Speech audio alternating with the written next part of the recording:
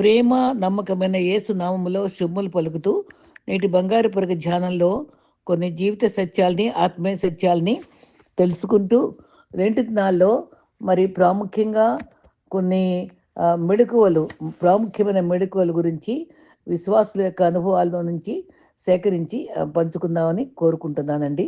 వేలాది వ్యర్థమైన మాటలు వినటం కన్నా కాంతిని శాంతిని మరి ప్రసాదించేటువంటి మంచి వాగ్దానంతో కూడిన మంచి మాట మనల్ని ఎంతగానో ధైర్యపరుస్తుంది.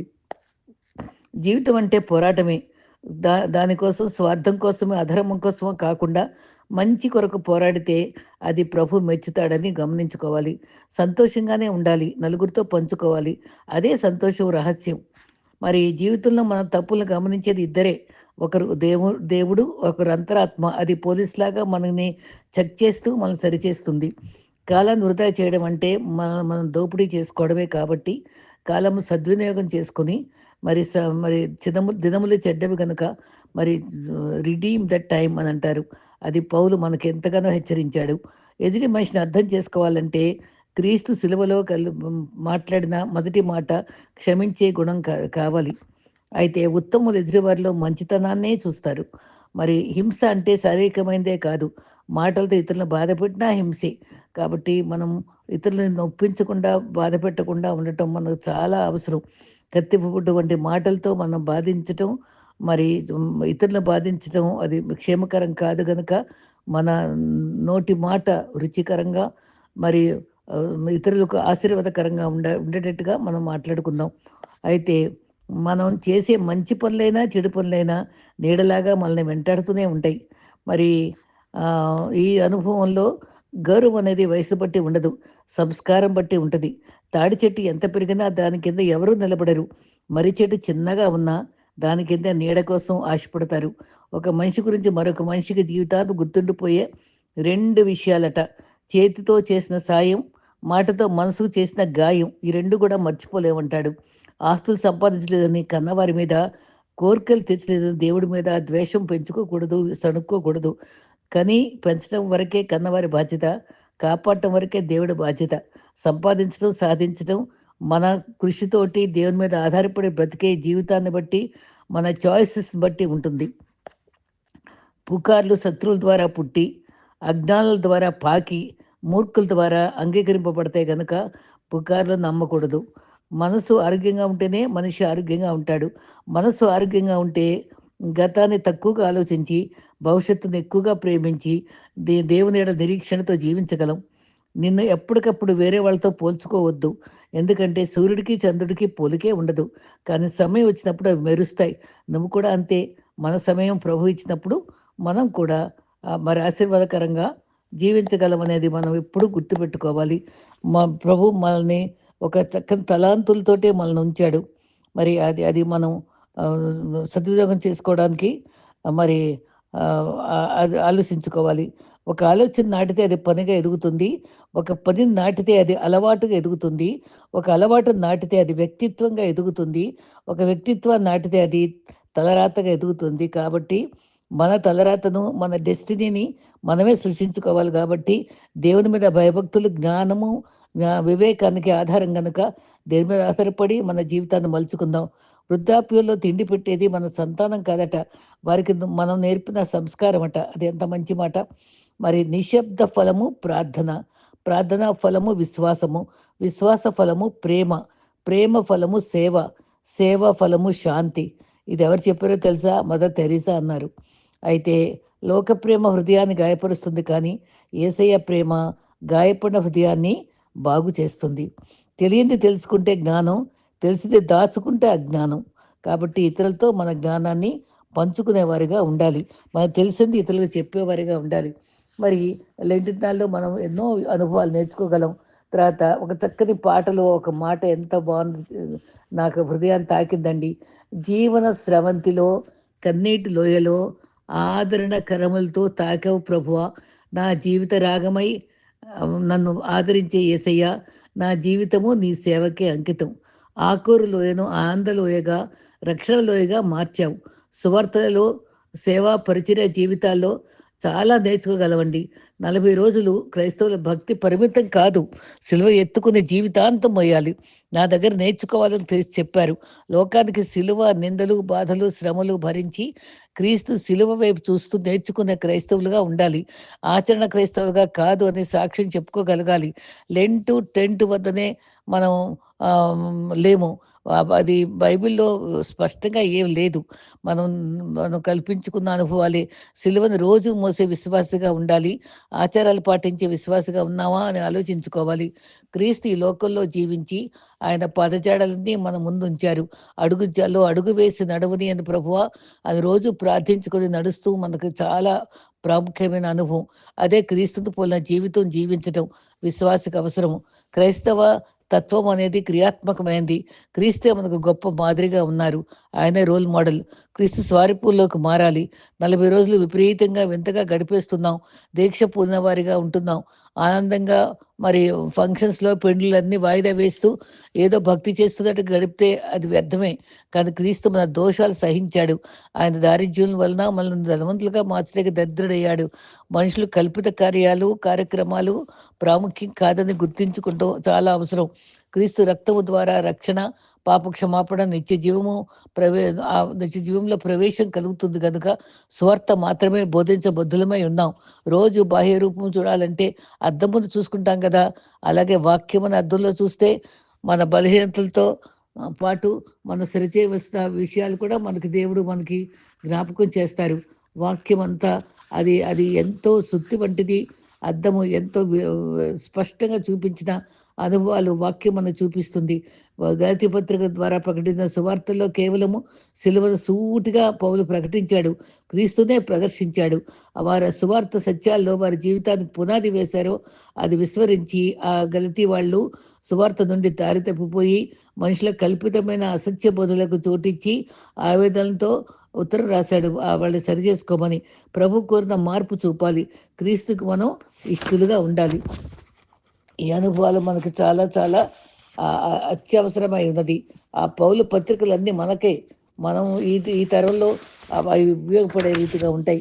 గలతీ 1:6 క్రీస్తు కృపను బట్టి పిలిచిన వారిని బట్టి భిన్నమొకట చూచి పౌలు ఆశ్చర్యపడ్డాడు.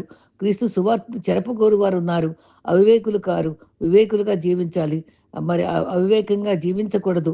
విశ్వాసం ద్వారా వీటి వలన మారేరా ఆ దినాల్లో ఆచరించే భక్తి దేవుడు కోరుకున్నట్టు ఉన్నదా? లెంట్ అనగా వసంతకాలంలో రోజులంటే లెంటెన్ అండి ఆ మాట వచ్చింది. బుధవారము లెంట్ ఆరంభమైంది. భస్మం అయింది ఏంటి? ఈస్టర్ వరకు 46 రోజులు ఆదివారాలు వస్తాయి. ఆదివారాలు ప్రత్యేక పేర్లున్నాయి. అది కూడా తెలుసుకోగలము. మరి డిఎల్ మోడీ గారి స్నేహితుడు టోరీ అంటారు, ఎక్కువ మంది చేస్తున్నారా అని గుడ్డిగా ఫాలో అవడం కాదు. జ్ఞానంతో ప్రవర్తించాలి. ఆళ్ళందరూ చేస్తున్నారని మనం చేయడం కాదు. అది ఏది ఉత్తమమో అది గమనించాలి అని చెప్తారు. ఈ ఆదివారాలు వివరిస్తే మొదటి ఆదివారము కాలింగ్ పిలుపు, రిపెంటెన్స్‌కి పశ్చాత్తాపానికి పిలుపుగా ఆ ఆదివారాన్ని వాడుకున్నారట. రెండవ ఆదివారము మర్సీ అండ్ ఫర్‌గివ్‌నెస్, రిమెంబరెన్స్ ఆయనని జ్ఞాపకం చేసుకోవడం. ఆయన దయను, ఆయన క్షమను, ఆయన బోధల్ని మనం జ్ఞాపకం చేసుకునే అనుభవం రెండో వారంలో. అది మూడో వారంలో మరి ద రెస్పాన్స్ అదేంటంటే passion and suffering of Christ. ప్రభు శ్రమలను గమనించి చూస్తూ దాన్ని ధ్యానించే అనుభవం మూడో వారం. నాలుగో వారము లవ్, సర్వీస్ అండ్ సాక్రిఫైస్, తీర్పు గురించి ఆదివారం దానికి తగ్గ రెఫరెన్సెస్ కూడా ఇచ్చారు. అవన్నీ ముఖ్యంగా తీసుకోలేదు.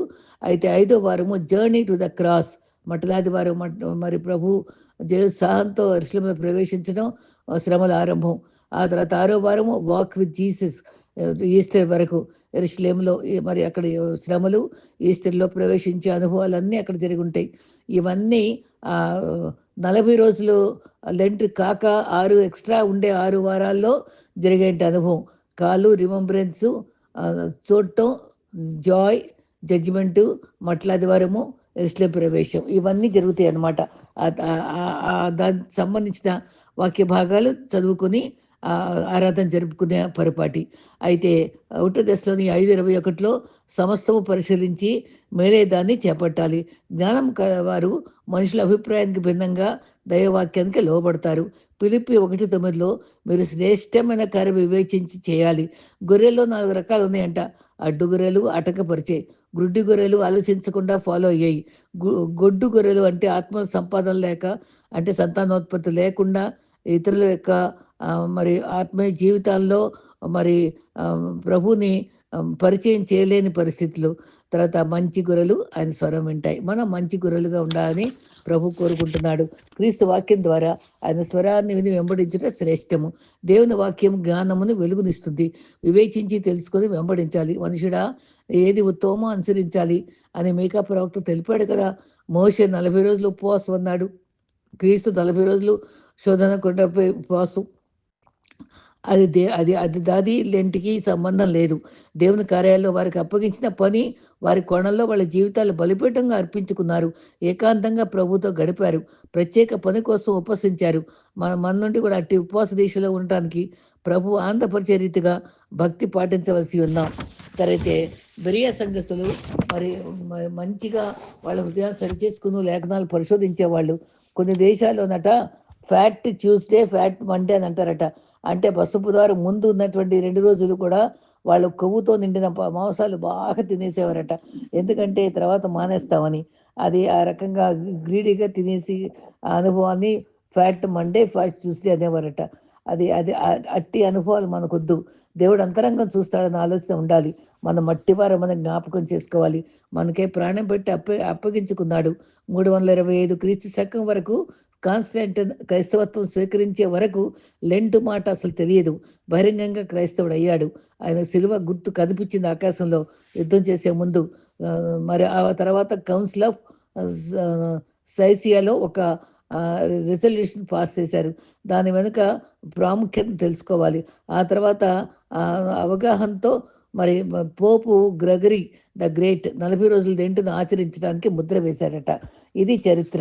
ఆ టైంలో ఎందుకు జరిగిందంటే వారు ప్రవేశించడంలో ఆశయం ఏంటంటే, ప్రజలారా మీరంతా క్రైస్తవ మతం కోరుకోవాలని కాన్స్టంటైన్ డిక్లేర్ చేశాడు.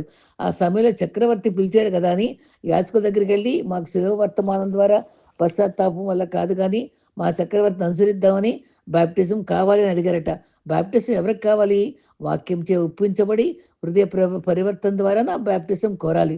బాప్టిజం ఇవ్వాలా వద్దా అని, బాప్టిజం ఇవ్వాలంటే నిజమైన మార్పు ఉందా లేదా అని, అప్పుడు పశ్చాత్తాప అనుభవంలో 40 రోజులు ఆ పరీక్షలో నిలిచితే, ఆ 40 రోజులు సిద్ధపడితే, ఆ రోజుల్లో పరీక్ష కాలంలో జయించిన వారికి అప్పుడు మరి బాప్టిజం ఇప్పించడం జరిగేదట. అందుకు ఆ లెంట్ ఆరంభమైంది. సిద్ధపాటు రోజులో 40 రోజులు నియమించారు.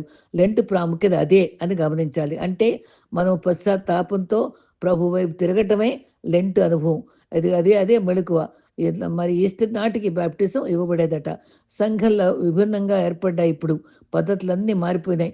ఈ పద్ధతులు విభిన్నంగా పాటించడం ఆరంభించారు. అన్యులు కూడా రకరకాలుగా దీక్షలు చేస్తూనే ఉంటుంది, చూస్తున్నాం కదా.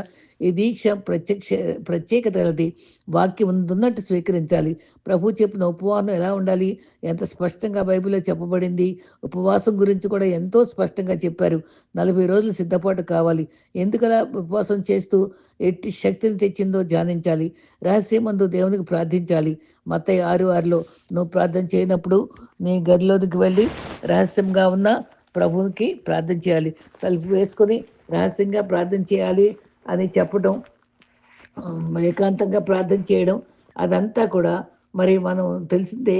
మనం ఉపవాసం చేయడం అనే అనుభవాలు మనకన్నీ అనుభవం ఉన్నప్పటికీ ఉపవాసంలో ఏం చేయాలో, మరి ఏ విధంగా మరి ఏర్పరచుకోవాలో అనేది మనకు బైబిల్లో చక్కగా స్పష్టంగా యెషయా 58వ అధ్యాయంలో మరి ఉపవాసం ప్రీతికరమైనది ఎలా ఉంటుంది, దుర్మార్గుల కంటే కట్టను విప్పుట, కాడి మాను మేకులు తీయుట, బాధింపబడిన వారిని విడుదల చేయుట, ప్రతి కాడి విరగొట్టుట నేను నేర్పించుకున్న ఉపవాసం కాదా, నీ ఆహారం ఆకులు కొనవానికి పెట్టుట, నీ రక్త సంబంధికి ముఖం తప్పింపకుండుట, దిక్కుమాలిన బీదలను ఇంట చేర్చుకుదుట, వస్త్రహీనులు కనబడితే వస్త్రం తెచ్చుట, ఇదే కదా నాకు ఇష్టమైన ఉపవాసం. నీ అలా చేస్తే నీ వెలుగు వేకు చుక్క వలె ఉదయించును, స్వస్థత నీకు శీఘ్రము కలుగును, నీ నీతి నీ ముందర నడుచును. ఈ ఉపవాసం వల్ల ఇంకా ముందుకు పోతే ఎంతో చక్కటి దీవెనలు, ప్రామిసెస్ ఉన్నాయండి. అలా చేస్తే మరి మొరపెడితే ఉన్నానంటాడట. ఆ తర్వాత చీకట్లో వెలుగు ప్రకాశిస్తుంది. నిత్యము నడిపిస్తాడు. క్షామకాలమున తృప్తిపరుస్తాడు. నీరు కట్టిన తోట వలె ఎప్పుడు ఉపుకుచుండు ఊట వలె ఉంటావు. ఇంత తరతరాలకి నువ్వు ఆశీర్వాదకరంగా ఉంటావని చక్కటి ప్రామిస్ ఇచ్చారు. కాబట్టి ఇంత విలువైన ఉపవాసం చేయడం మనకి ఈ దినాల్లో మరి చాలా కర్తవ్యమని ప్రభు మనకి 2 స్థానంలో మరి సిద్ధపాటుగా మనం చెప్తున్నాడు. మరి ఈ రకంగా ఆ రోజుల్లో ఆ 40 రోజులు ఉపవాస దీక్షలో మరి వాళ్ళందరూ లెంట్ కాలంలో వాళ్ళు సిద్ధపడి బాప్టిజంకి సిద్ధపడటానికి ఆ 40 రోజులు వాడుకున్నారండి. ఆ రకంగా లెంట్ ఆరంభమైంది. మనం ఊరికే మాంసాలు మానేసేయడం, అన్ని ఆడంబరాలు మానేయడం కాదు. పశ్చాత్తాపంతో ప్రభు దగ్గరికి ప్రభు వైపు మలుక్కోవడమే మనకి కావాల్సినటువంటి లెంట్ సమయం అని మనం గుర్తుంచుకుందాం. తర్వాత హ్మ్, ఈ ఈ శ్రమ ఈ రోమా 8:38లో కూడా ఆయన మరి హింసైన, బాధైన, కరువైన, యుద్ధమైన ఆయన ప్రేమ నుంచి ఎడబాపు నేరదనే సువార్త అనుభవాలను మనం గుండెలో పెట్టుకొని ఇతరులతో కూడా పంచుకోవాలి. మరి క్రైస్తవత్వం శ్రమల్లో ముడిపడి ఉన్నది. మరి శ్రీసు శ్రమలు ధ్యానిస్తూ విముక్తి పొందటానికి, ప్రభు పాలువారు అవ్వడానికి, మనం ఆయన ముద్రలు మనలో పౌలు వలె ఉంచుకోవడానికి మనం ప్రయాసపడాలి. సాంప్రదాయ క్రైస్తవునిగా కాదు, శ్రమల కాలపు క్రైస్తవునిగా శ్రమల గురించి తెలుసుకోవాలి, సహించడానికి సిద్ధంగా ఉండాలి. విశ్వాసం తగిన పరీక్షలు ఎదుర్కోవాలి. జీవితకాలం అంతా శ్రమలు సహించే క్రైస్తవులతో లాగా జీవించాలి. శ్రమలు భరించడానికి మనం సిద్ధంగా ఉన్నామా? క్రీస్తు శ్రమలు గమనించినప్పుడు ఆకర్షించబడి రక్షణ స్థిరత పొందామా? సంస్కరించే మరి క్రైస్తవునిగా జీవిస్తున్నామా? మృతులైన క్రైస్తవునిగా కాదు, శక్తి లేని క్రైస్తవులుగా కాదు, భక్తిగల క్రైస్తవునిగా శిల్వ శక్తిని ఆశ్రయించే క్రైస్తవులుగా ఉందాం. పండుగ క్రైస్తవులుగా కాదు, పరిపక్వ క్రైస్తవులుగా జీవిద్దాం. విలువలు పాటించే క్రైస్తవులుగా ఉందాం. ఈ రకంగా క్రైస్తవ అనుభవంలోకి ముందుకు సాగుదాం. మనం తగ్గించుకోవాలి. ఏ రీతిగా అనగా అబ్రహాంతో చెప్పినట్లు నా ఎదుట నిందారహితంగా జీవించమన్నాడు. మనం కూడా పవిత్రంగా నిందారహితంగా జీవించడం అలవాటు చేసుకోవాలి. నేను బూడిదను దుమ్మునని కూడా పౌలు అబ్రహాం అనగలిగాడు.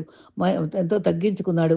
మహిమకు మార్చుటకు మన దోషము భరించి ఆయన పొందిన గాయము చేత మనకు స్వస్థత లభిస్తుందని నమ్మాలి. దీనుడిగా రిక్తునిగా క్రీస్తు మారాడు. దాసునిగా మారాడు. మనం మంటివారమని గుర్తెచ్చుకోవాలి. బూడిద ఎలా వస్తుంది? కాల్చబడితే కదా! మనం మన మన జీవితాల్లో మన ఇష్టాలన్నీ కాల్చుకోవాలి. క్రీస్తుతో సహవాసం వ్యక్తిగతంగా ఉండాలి. ఒకరు 2:7 నేను మంటితో నుండి తీయబడానని చెప్పాడు. యోబు 39లో కూడా బురదలో నుండి తీయబడ్డానన్నాడు. త్రోసితివని కూడా అన్నాడు.